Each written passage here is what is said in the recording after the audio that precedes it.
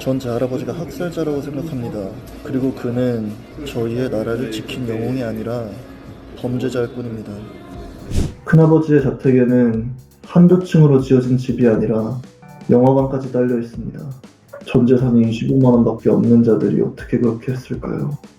전 앞뒤가 안 맞는다고 생각합니다. 네, 병원에서 다 문제가 없다고 증명한 상황입니다. 자, 병원에 기록 문제 있습니다.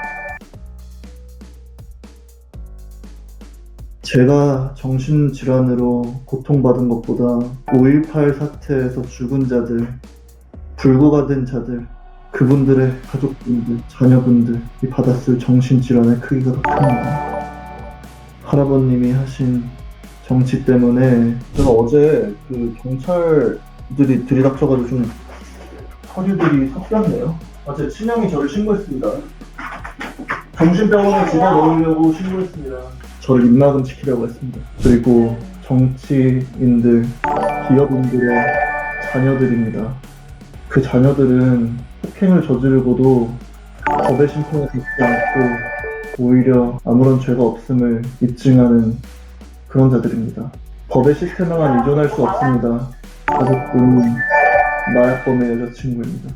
그 전에는 전 죄를 모르고 사는 악마 새끼였습니다. 두려워서 하는 것입니다. 신의 심판이 두렵습니다. 법 아래 죄인들이 날뛰잖아요. 고 전두환 대통령의 손자인 전우원 씨가 전두환 일가를 향해 폭로글을 쏟아내며 파장이 일고 있습니다. 제 이름은 전우원이고 전두환 전 대통령이라는 수치스러운 사람의 손자이자 전재용이라는 악마 같은 사람의 아들입니다. 그는 고 전두환 씨와 함께 찍은 어릴 적 사진을 올리며 본인을 인증했는데요. 저는 전두환 대통령 집안의 사람이 맞습니다. 저의 아버지 전재용 씨입니다. 저의 할머님 이순자 씨입니다. 이는 이동 자택이 구비되어 있는 스크린 골프 시설입니다. 자신의 SNS에 올라와 있는 사진을 하나하나 설명하며 무차별적으로 폭로를 이어가고 있습니다. 전 제 할아버지가 학살자라고 생각합니다. 그리고 그는 저희의 나라를 지킨 영웅이 아니라 범죄자일 뿐입니다. 또 집안에 돈이 많다며 29만 원밖에 없다는 고 전 씨의 말은 앞뒤가 맞지 않는다고도 했습니다. 공평 스키 리조트 엄청나게 많은 양을 빌려서 몇 주씩 가족 여행을 가고 최근엔 그러지 않았습니다. 하지만 제가 중학생 때까지만 해도 매년마다 그렇게 자주 했습니다. 전 재산이 25만 원밖에 없는 자들이 어떻게 그렇게 했을까요? 전 앞뒤가 안 맞는다고 생각합니다. 큰아버지의 자택에는 한두 층으로 지어진 집이 아니라 영화관까지 딸려 있습니다. 저희 연희동 자택에는 스크린 골프 시설이 있습니다. 자그마한 수영장이 있고 정원이 있습니다. 농구장이 있습니다. 당당한 돈이면 왜 자신들의 재산을 공개하고 출처가 어디서 왔는지 왜 적극적으로 공개를 안 할까요? 아버지 전재용 씨는 우원 씨가 많이 아프다며 우울증이라고 밝힌 상태인데요. 우원 씨는 자신의 유튜브 채널을 통해 자신은 문제가 없다고 말했습니다. 네, 병원에서 다 문제가 없다고 증명한 상황입니다. 자, 병원에 기록 문제 있습니다. 현재 가족들은 우원 씨가 정신질환으로 매우 고통받는 상태라 주장하시는데 제가 정신질환으로 매우 고통받는 게 걱정이 되셨어요? 그래서 자살 시도를 하고 병원에 열흘 동안 입원해 있었는데도 전화 한 통 안 주시고 메시지 하나 안 주셨어요? 제가 정신질환으로 고통받은 것보다 5.18 사태에서 죽은 자들, 불구가 된 자들, 그분들의 가족분들, 자녀분들이 받았을 정신질환의 크기가 더 큽니다.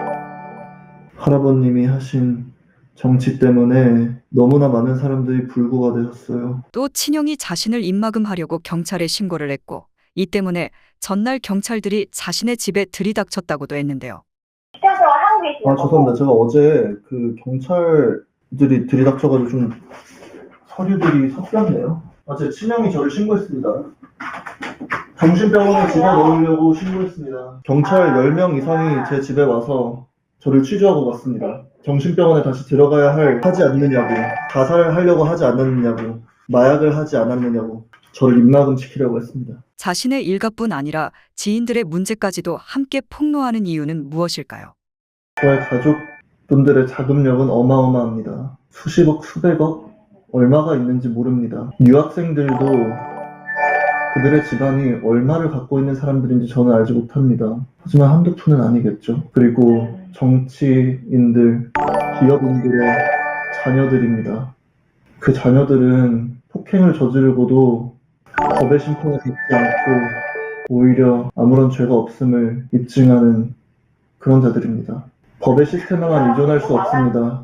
그러면서 유명 정치인까지도 거론했는데요. 씨의 가족분은 마약범의 여자친구입니다. 인스타그램으로도 확인받았습니다. 폭로 이후에 이모 부인 부사장에게 연락이 왔다고도 했습니다. 씨에게 연락이 와서 얘기 좀 하자고 했지만 거절했습니다. 그렇다면 그는 왜 이 시점에 자신의 일가를 비난하기 시작한 것일까요? 그 전에는 전 죄를 모르고 사는 악마 새끼였습니다. 항상 죄의식은 있어 왔지만 제가 잡힐 거라고 생각하지 않았습니다. 저 같은 악마 새끼는 정의로워서 이것을 하는 것이 아니라 두려워서 하는 것입니다. 신의 심판이 두렵습니다. 법 아래 죄인들이 날뛰잖아요. 죄인들이 사람을 죽여놓고도 민주주의의 아버지, 민주주의의 영웅이라고 불리고 있습니다. 할아버지를 얘기하는 것입니다. 원래 죽으면 저의 죄에서 도망칠 수 있는 줄 알았어요. 그래서 인생을 정말 비겁하게 살았습니다. 범죄를 저지르고 마지막 순간에 편안하게 약을 먹고 죽으려고 했습니다. 간단하게 말씀드리면 정의의 기준을 새로 배웠습니다. 저의 죄악을 죽음을 통해서 배웠습니다. 저의 가족이 얼마나 수치스러운 존재인지를 배웠습니다. 조만간 한국으로 들어올 의향이 있는지 미국 혹은 한국 둘 중 처벌의 크기가 큰 쪽으로 가겠습니다. 경찰에 범죄 사실을 신고하는 방법도 있었는데 왜 굳이 SNS를 통해서 밝히냐고요? 군대에서 배웠어요. 정부기관은 믿을 만한 기관이 아니라는 걸요. 폭로가 이어지며 파장이 커질 전망입니다.